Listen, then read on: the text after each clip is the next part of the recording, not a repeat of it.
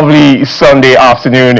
You're welcome to Robin Minds. I am Osato Edokbayi, and what a week we've had, from the ripple effects of the Osun governorship elections to the flag up of campaigns for the presidential elections ahead of the general elections in 2027, to that heated conversation online and in the news about modern workplace culture. There's a lot to unpack, but of course, as Nigeria approaches the 2027 general elections, political activity is already beginning to intensify. Parties are positioning themselves, candidates have emerged, alliances are being formed, and political conversations are increasingly focused on who should lead the country. Now, elections are ultimately about choosing people who exercise enormous power over the economy, security, education, healthcare, infrastructure, institutions, and just our everyday lives as citizens. Now, for the voter, therefore, the challenge is not simply to ask, who is my candidate, but what makes this person qualified to lead me and the country? We also need to look at what voters should prioritize, right? How much should past performance matter with candidates? Should candidates be judged by what they promise or what they have already demonstrated? And perhaps most importantly, are Nigerian voters prepared to scrutinize candidates beyond political parties and identity? This conversation will examine the standards Nigerians should apply to candidates ahead of the 2027 elections, and whether the Nigerian electorate is becoming more demanding of those seeking political power. Joining us on the show is Olasupo Abidin in our Abuja studios. He's the founder of Fact Check Africa. It's a platform aimed at verifying election reports and government-related claims on projects. So it's been a really, really busy week. Olasupo, good afternoon to you. Thank you for joining us. Yeah, good afternoon, Osato. How are you doing today? Fantastic that you're here today. Like I said, busy week. Various parties flagged off campaigns, of course. We're paying more attention now to what has been going on. Let me know, what are some of the things that Nigerians need to look out for first with candidates and with parties as we're beginning to track the elections next year? Yeah, thank you. I will start by saying that Nigerians and average voters should do their own background check on the kind of people who want to contest. Like, what's their track record? What have they done before? In what capacity have they done some of these things? In the private sector or in the public sector? If the individual have occupied a political post before, what was the achievement recorded when that person was in government? If the person is an SME or maybe a business owner or an entrepreneur, what have they done? Have they worked with any international organization? What has been the achievement in even the community where they are coming from as well? And what's their own philosophy about leadership? What's their philosophy about ethics? What's their stand about corruption?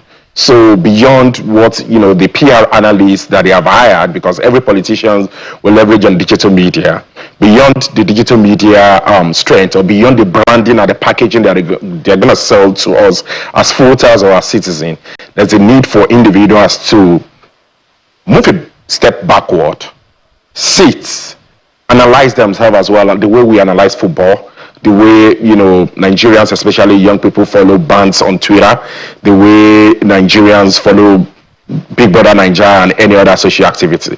We need to start paying that careful attention to the category of the candidates that each political party have nominated to INEC. So that background check is extremely important, and the track record of such individual at different point in time, the position they have occupied and how they have made judicious use of that opportunity. So, yeah.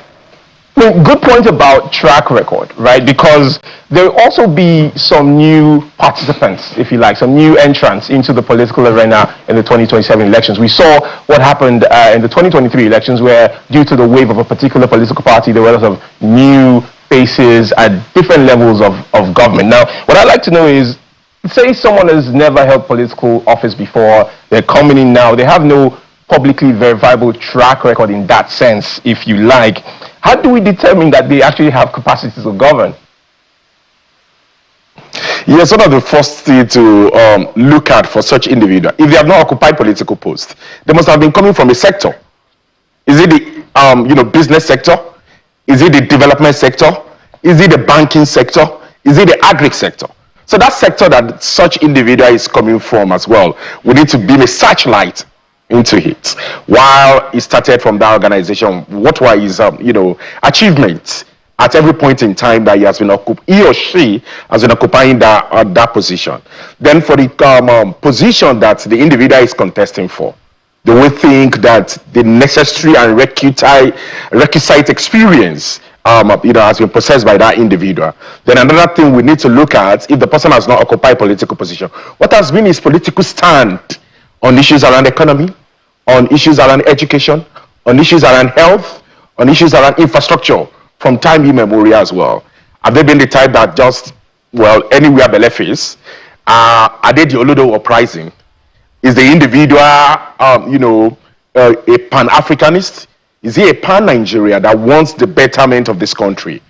Is he an individual that maybe perhaps in his own personal local community as well, he has done one or two things, or he has never done anything, and the first thing he wants to do, because that's one thing I've noticed about some people who want to contest, especially in political parties that are not major. No track records, no history of showing your capacity. Then the next thing you see them on the pages of newspapers or media that they want to be the president of the country. I don't think things work that way. Nigerians, we ask the right questions at the right time, and I'm super excited to see that the conversations are getting much more interesting, especially as far as the election is concerned. I was on ground in Osun. As an organization, we deployed observers to all the 30 local government in Osun, and we had roving observers as well. What we saw from Osun, it's a green light to what might happen in the 2027 general election, to see that people are ready to dissect issues, look at different indices that they might have chosen, and as well cast their votes, stay with our votes, and ensure that the votes count. Because majority of the time as well, what they have always told us is that our vote does not count. That will fine, even if we vote, we already know those who are going to emerge across the party line. Osun already gave us an inkling to that, to say that if our vote does not count, politicians are not foolish, they will not buy the vote as well. So it is because you have a value.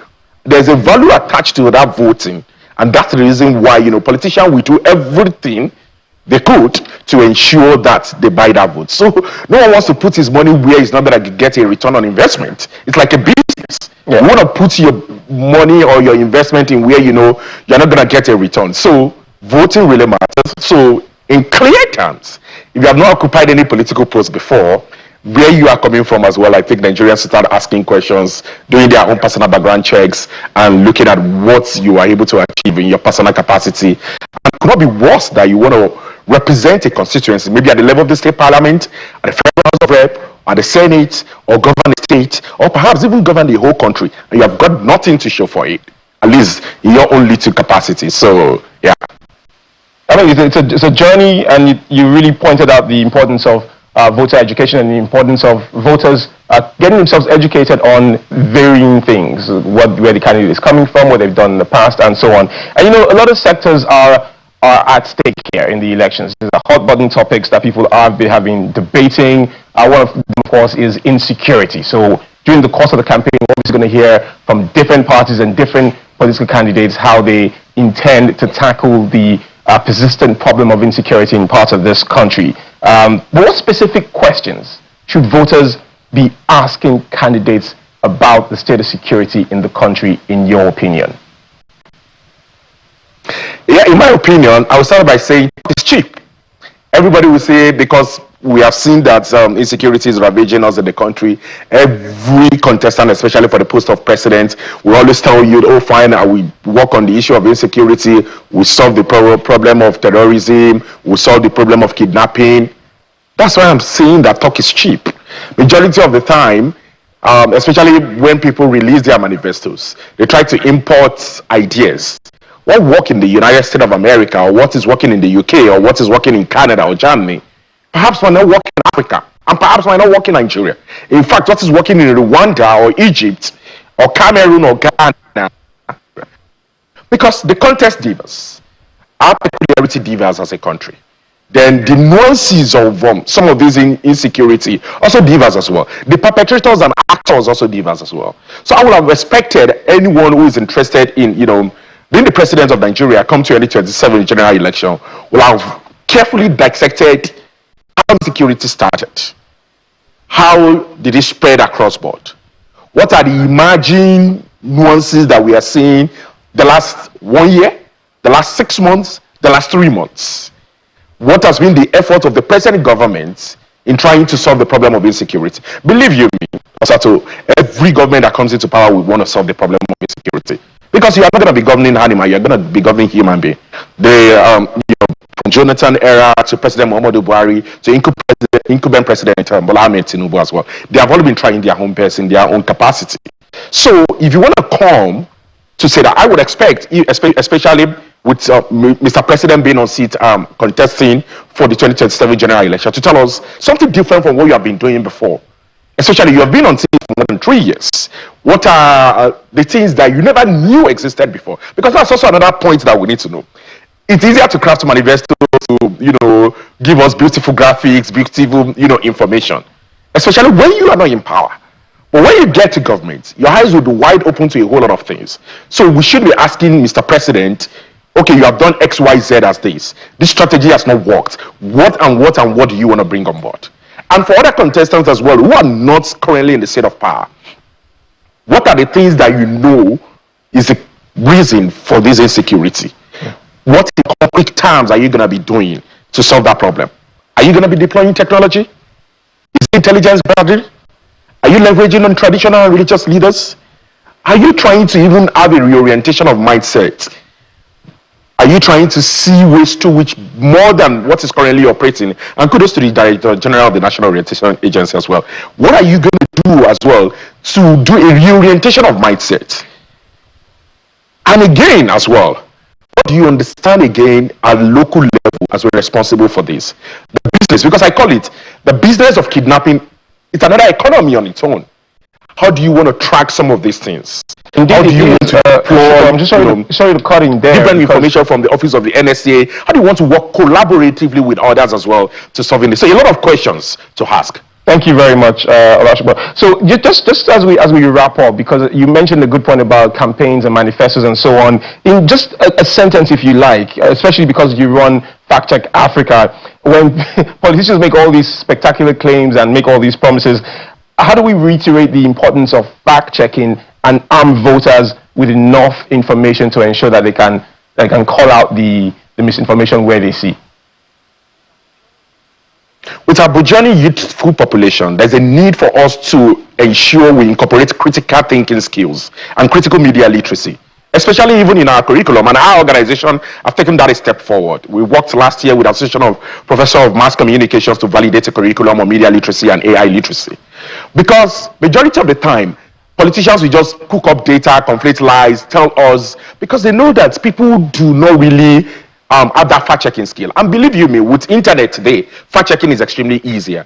Fact Check Africa has even demystified this. We have produced different toolkits, different issue brief, different information, even in form of infographics and videos for people to be able to fact check in real time. The recent, media ulabalu is around the hello Mr. Tony, hello Tony, as the case might be. And even yesterday, some people posted a video that Mr. Tony Elumelu already reconciled with again. Whereas it's live. Our own team have continuously been doing that to fact check information. But there's a little to what we could do. If Nigerians are not conscious of some of these things, as little as using Google reverse image is, which was the tool that we used to fact check the image that was trending yesterday, because the image was taken as far back as I think June or July. During the I saw that. I saw that, Olashukwu, and I understand the importance Nigerians of that. need to start. Again, I'm terribly sorry, but yeah, we get the point, and I really understand how important media literacy is for Nigerians, and thank you for reiterating that today on the show. We've had Olashukwu Abidin, the founder of Fact Check Africa, here on Rubbing Minds. Don't just stand and teasing me. Now it's time to show and prove. Okay. Good morning, Tony. Tony. I said good morning, Tony. Okay, no, you won't call me Tony. I'm not those people. You call me Miss Elumelu or Theory. You won't call me Tony or Chairman. I don't subscribe to that kind of Oyibo life, okay? All right. Good morning, Mr. Elumelu. So my question is, how do you know if you have to keep going Of course, welcome back to Rubbing Minds. If you are as chronically online as I am, it was hard to miss that exchange between the group chairman of UBA, Tony Ilumelu, and a graduate trainee at their graduate management accelerated program recently. And of course, how a seemingly simple greeting of good morning, Tony, sparked a wider conversation about how Nigerians communicate, especially across age, status, and professional boundaries. Now, for some, the reaction to the greeting reflected a society that's becoming too rigid about professional etiquette. They argue that in a modern workplace, people should be able to address one another by their names, regardless of age or social status, as long as the interaction remains respectful. To them, professionalism should be based on competence, conduct, and mutual respect rather than traditional titles. But another school of thought sees the issue differently. For many Nigerians, particularly those raised within certain conservative cultural values, how you address someone is an important expression of respect, age, seniority, position, and social relationships. And we're seeing how all of these have been traditionally influenced, whether someone is addressed by their first name, surname, title, or an honorific, such as Sir or Ma. The debate therefore raises an interesting tension between the Nigeria we were raised in and the Nigeria we are becoming. Are traditional forms of respect becoming outdated, or are we losing important aspects of our cultural identity in the name of modernity? There's also the question of context, by the way. Is calling someone by their first name automatically disrespectful? Does the answer change depending on whether the person is a colleague, a boss, an elder, a client, a public figure, or even a friend? And should professional environments operate by universal standards of etiquette, or should they accommodate the cultural expectations of the society which they operate?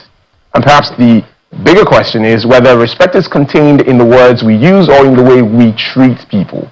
The Good Morning Tony conversation gives us an opportunity to examine the changing rules of respect in Nigeria and the tension between cultural expectations and modern professional practice. Joining me here are two very competent people on Rubbing Minds this afternoon. Tokpe Daramola is an HR specialist. Good to have you here, Tokpe. How are you? Thank you very much. It's good. How are you doing? Very good. I'm excited to be here and to discuss the topic that is trending and to give perspective around it. It's great. Idowu Babiro is also an HR specialist. Good to have you here, Idowu. Thank you. Good to be here. So, guys, first of all, your initial reaction to the video, what was it? Would you think the chairman's response there was an overkill? Do you think that the lady should have known better? Just a quick one-off. What was your initial reaction when you saw that video? Did you wince? Yeah. All right, talk about you can start. Okay, so when I saw the video, I'm a Yoruba man, and my Yorubaness in me screamed, you know. But I understand context, and like you said, so it's and I also understand Tony Elumelu giving, you know, her, he said, call me chairman, call me TOE, because he was in the environment, you know, and he had a right to speak to what I wanted to feel at the moment, So listen, the thing is, we've evolved over the years and so on. And you work in HR. What is, in your experience, what is typically common now in corporate Nigeria? Is it first name basis? What is currently going on? So what is currently going on is usually first name basis. Oh really? Yeah, based on the policy. Okay. Address your colleagues by first name. And usually it's just to help foster effective communications among your line management, colleagues, and everyone in the organization. Okay, but does it delineate respect, or what exactly is, why is it something that, because I don't want to go into details of what has already happened. It's been flogged throughout the week, but what I want to know is, you know, looking, especially because we're having a younger workforce coming in now, right? Leadership is still of a certain generation, so these conversations are always going to happen, and I want to know that the cultural expectations here, has it changed? How do we become more conscious of what's happening?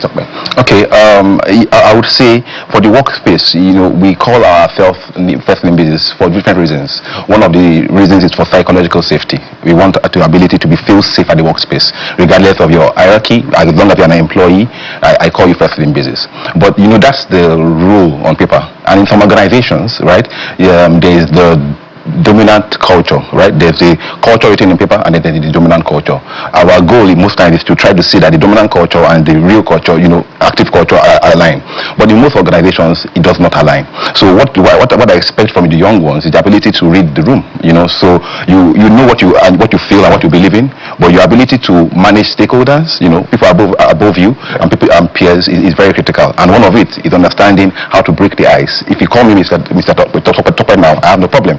But if I get it from someone like Tony, who is in his 60s, getting from a 20-something-year-old, who his daughter is most likely older than, he's feeling, oh no, don't call me that. So I think that's a good way of finding the balance. Yeah. You make a good point about context. Yeah. I think that's what people have been saying, because we have seen interviews of Tony Lumelu outside of Nigeria where he was called first name basis, there were no problems. Yes. And so on. But obviously, and keeping that in mind, that a lot of younger Nigerians are also working in globalized spaces now. Some of them work for global companies and report to people who are not even based in Nigeria, who don't have the same conservative values, if you like, that we grew up in.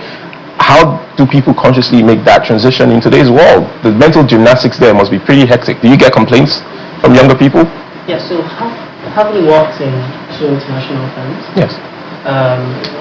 Basically how it works is, firstly, is just to ensure that when you are having such conversations, you're free, you can be explicit, express yourself to the best of your ability, because the idea is if you're going to use sir and ma, it then becomes like a barrier in the communication. I used to have a director who I had gone to his office and said, I think it was good morning sir or something, and he said, you just spoiled my day.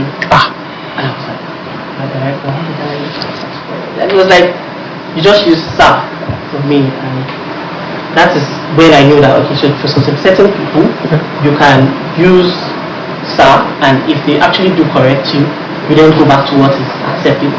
But for someone that you don't know, someone you're meeting for the first time, I would say it's best to play safe and use the salutation, or just use the title. Because imagine you can't even use the initials, you can't use I know you said use TOE and all that. If you don't know the person, you've not established what it's hard to know. Exactly. Alright, thank you. So we're going to go on a quick break here and return with the conversation here on Rubbing Minds and explore this a bit more.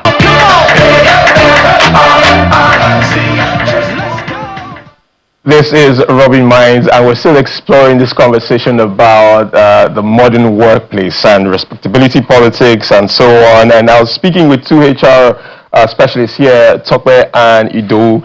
And Ido, you're making a fantastic point about how director of yours said you're spoiled today because you called him sir. And Tokwe, I want to bring you in here. There's also a problem of how we were brought up, and I'm talking about even in schools.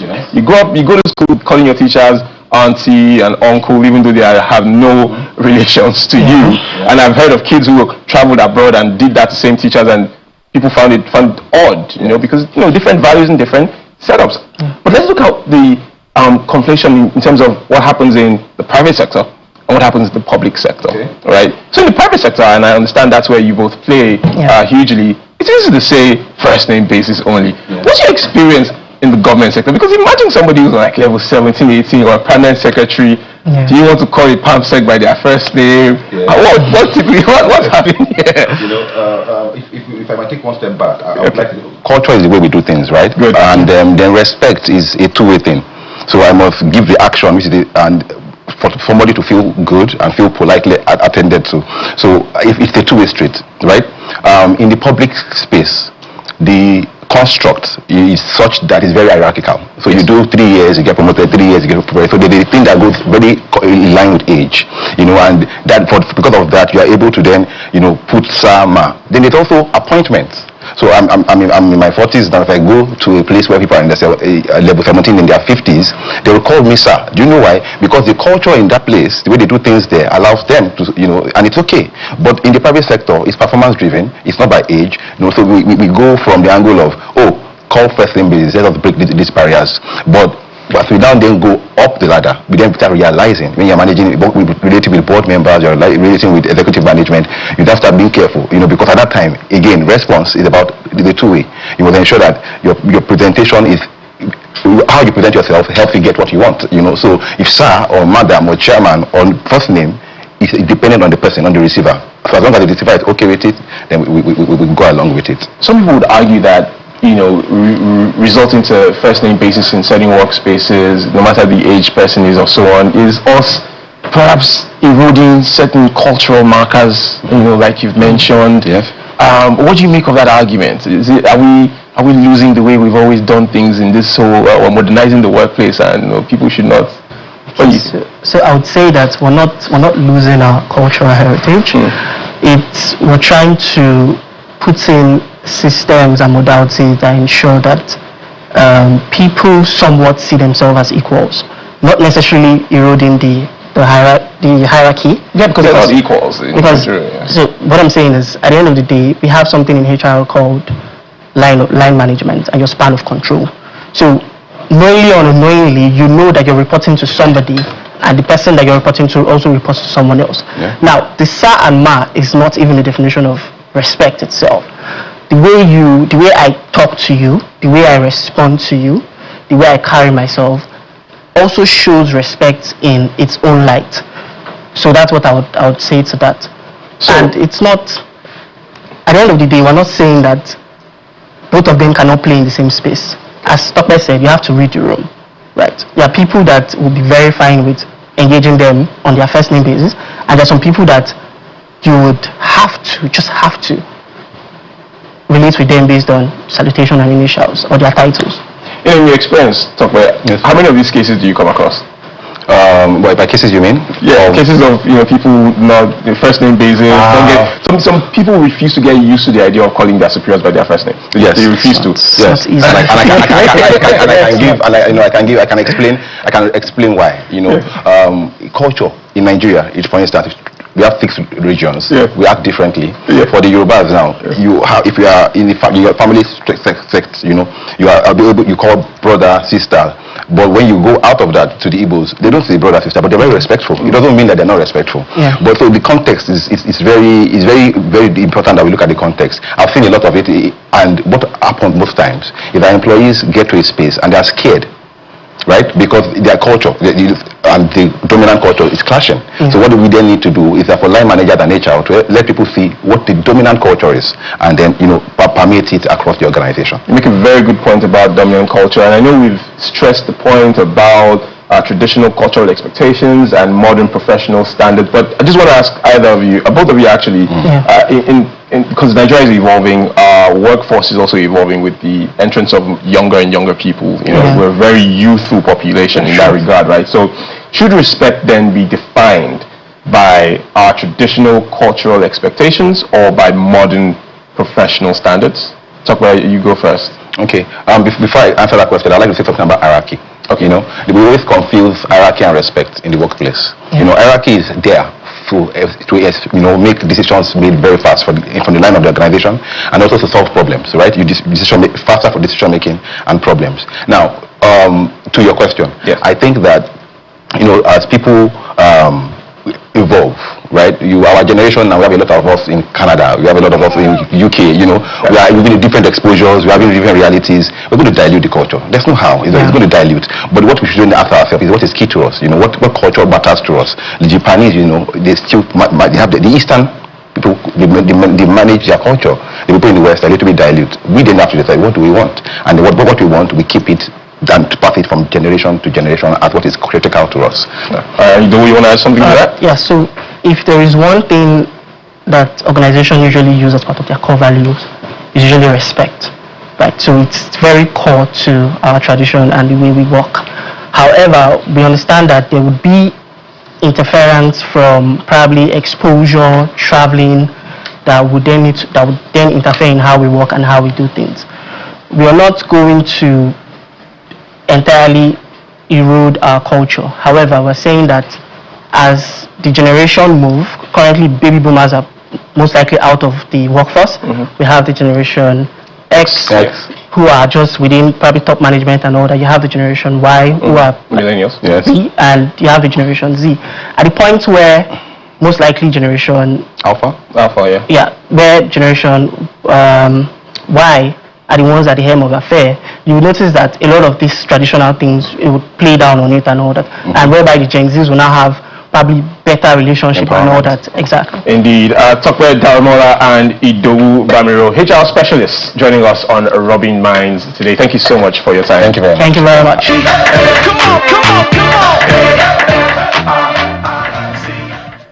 You're welcome to Rubbing Minds here.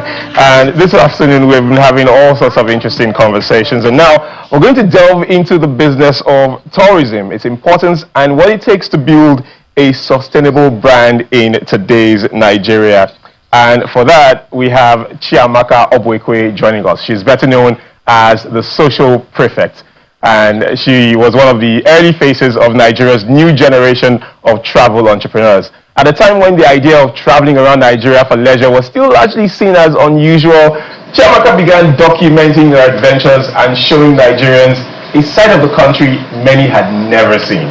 And what started as a blog while she was working at Jumia eventually became Social Prefect Tours, an award-winning tourism company that has helped thousands of people discover destinations across Nigeria and Africa. Now, so we caught the attention of the international media, including CNN's Inside Africa, which featured her as part of a generation of Nigerian entrepreneurs using social media to build businesses and create new opportunities.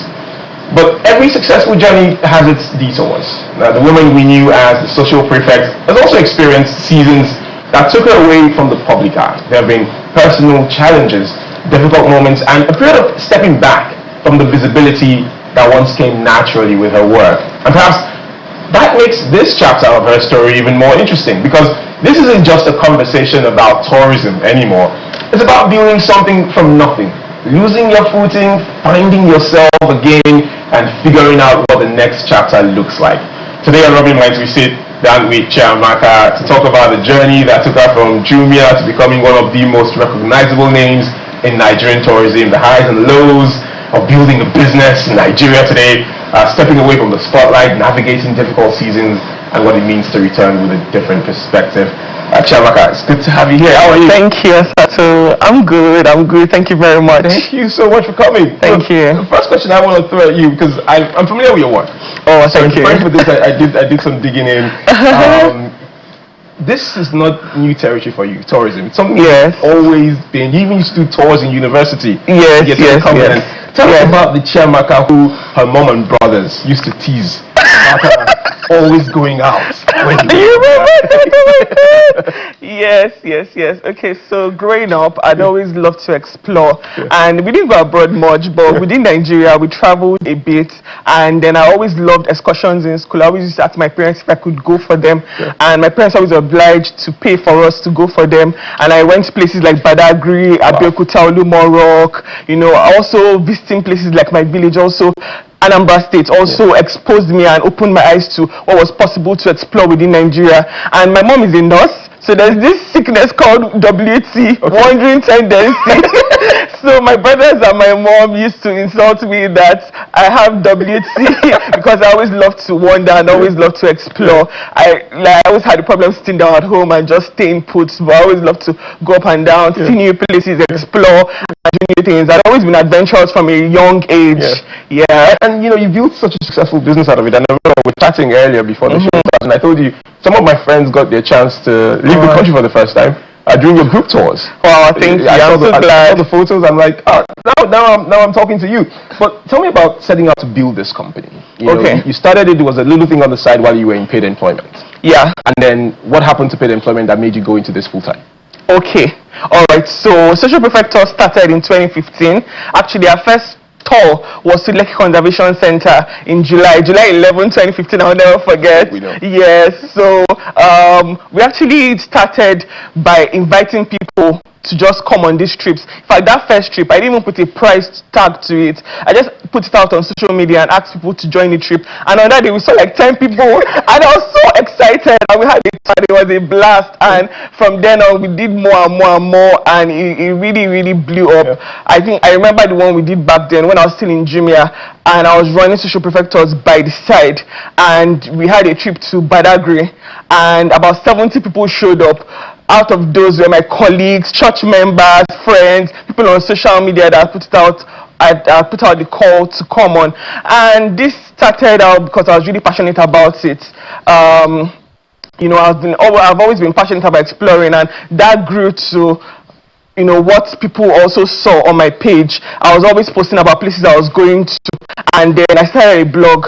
So from the blog, people started asking if they could join me on those tours. Whenever I post about places like that I was exploring, like Enugu, Bauchi, or Ikogosi Warm Springs in Ekiti, Idore Hills in Ondo, and several other places. People will always ask, can I join you there? Can I follow you? Or when next are you going? Please, is this trip open to other people? And then I said, okay, maybe this is a good idea to actually start doing group trips, where strangers come together on set dates and go for trips together.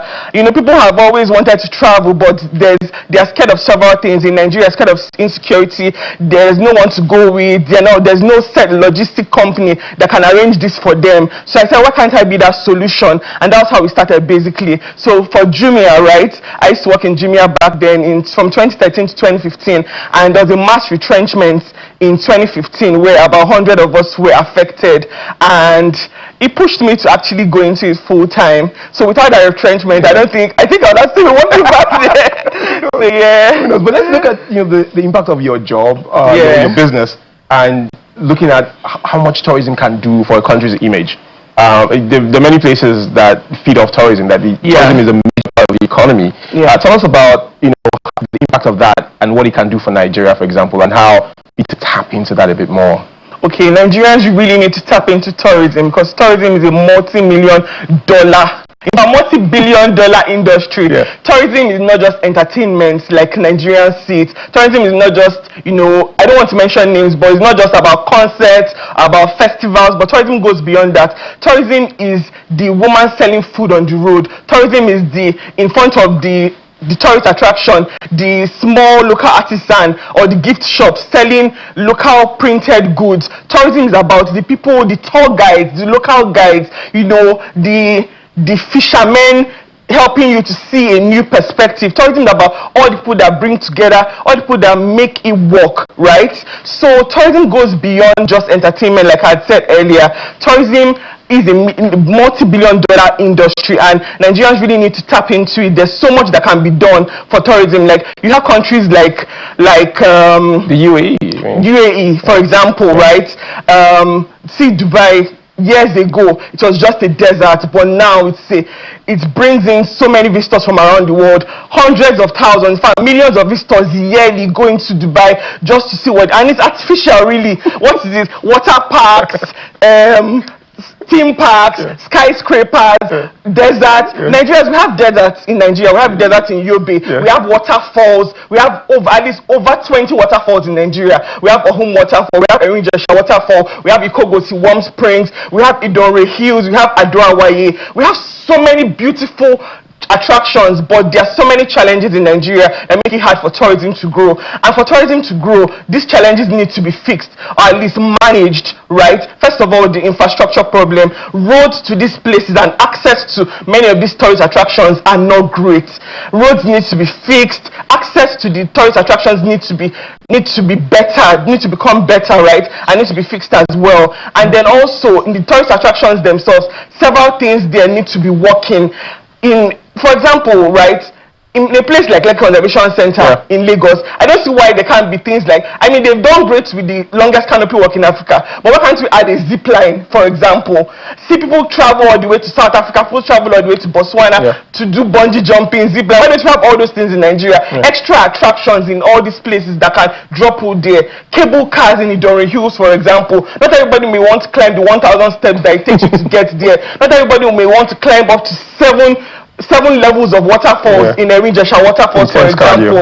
It's I'm telling you, right? And it's also not very safe. They haven't done those places up very well. They're still in their natural state, and many of them are not safe to explore, right? So I don't know why there hasn't been things done yet to make these places more attractive to visitors. So Nigeria still needs to tap into its tourism gold mine, right, and make these places great for people to come and attract visitors. And even Nigerians need to start exploring Nigeria and tell better stories about Nigeria.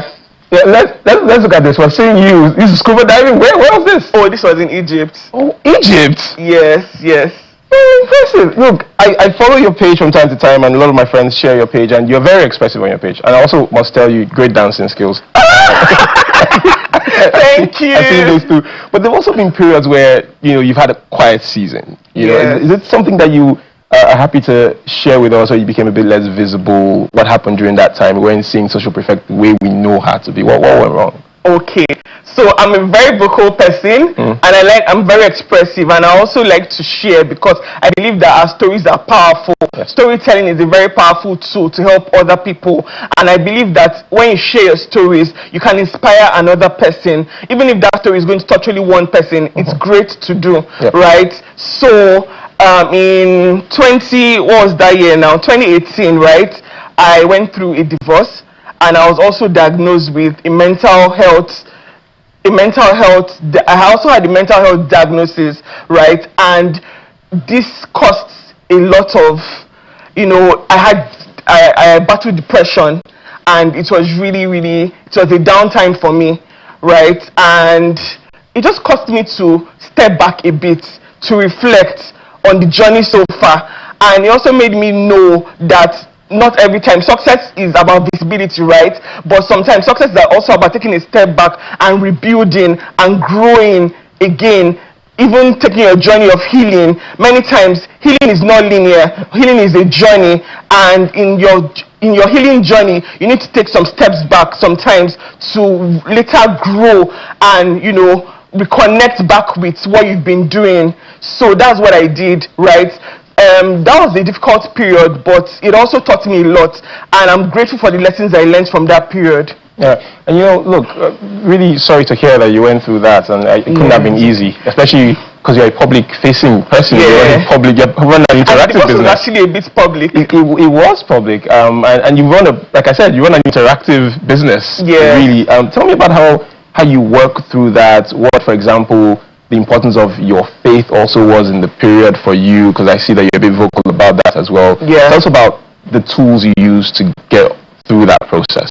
Okay, so I think the only tool that I would say I used, or the two major tools, were God and family. My family really came through for me. My family is big on love and on acceptance. They didn't even make me feel bad once for having a divorce. In fact, it felt so normal. My dad actually, showed up for me big time, and my mom as well. They took care of me. They made sure that I didn't feel like I had let the family down or like I was a failure. They didn't make me feel that like I had done anything that, was abnormal or that brought shame to the family. They made me feel confident again in love and in acceptance and in family values. And then also God, being saved and also having faith played a major role in my life, because God really saved me and came through for me, and He made me to hold my head up high again and go through those seasons of those down seasons and overcome them. And now you are sitting here still ebullient, and so we really like that. But for people to learn from your story, and not just obviously your great business acumen, but personal stories like this, if you could, nobody really wants to go back in time, but what do you think you could have done differently? Okay, so first of all, what I could have done differently, not to go into like so many details, right? But what I could have done differently was to study or to be intentional about knowing who the person was before entering into the marriage, right? That's very important, and that's very key. A lot of people enter into marriages. Love is not enough. Love is not the final say or like the wherewithal. When it comes to marriage, you have to also use your head. You have to be wise. You have to study emotional intelligence. You have to know, is this person a kind person? And so many other factors, right? You have to also study finances and several other things. There are so many things that make a marriage great, or that, even are the components that make a great marriage. And, for your marriage to be successful, you have to get into those things. Ask yourself difficult questions. And I didn't ask myself difficult questions. I was just swooned over my head, young and in love, and I just wanted to, be married. But that was not what I should have done. Looking back now, I should have studied better and, be more mature about my decision. But I don't regret it, because I learned a lot. And, he was a good person. None of us were bad people. It's just that the situation didn't work. And I'm grateful to be here where I am today with new knowledge and with new wisdom and as a new person. That's great. I mean, lessons are important, tough the way we get them sometimes, but they're important to know. Yes. What's happening at Social Prefect at the moment? What are you working on? Okay, so many exciting things actually. We just actually completed a tour, our largest tour ever. We were 180 people. Where to? Actually, it was in Lagos, so people flew from all over the world for a 50th birthday, and we coordinated that, and it was such a large one. It was our biggest yet for at a go, right? We'd actually done 100 to Ethiopia in the past, and then we've done 40 to Mauritius, 50 to another location. I think to Jordan, to Egypt, we've done about 20, 30. We've taken large groups before to different locations around the world and in Africa, but that was actually the largest we've done in a while. And so we're focusing more on groups like that, and also corporates. We do corporate team bonding, and we're focusing on serving corporates for their team bondings, their retreats, and ensuring that they have a great experience in the countries that we do tours to, and within Nigeria as well. And then also we're focusing on telling better stories about Nigeria and ensuring that tourism grows in our own little way. Indeed. Thank you so much, Chairman, for coming on Robbing Minds today. It was great to learn from you, sir. And thank you for sharing and going deep and being vulnerable with us as well. And thank you for watching Robbing Minds today. It returns next week. I'll see you then. I'm Usato Edokbayi. Don't just stand there teasing me. Now it's time to show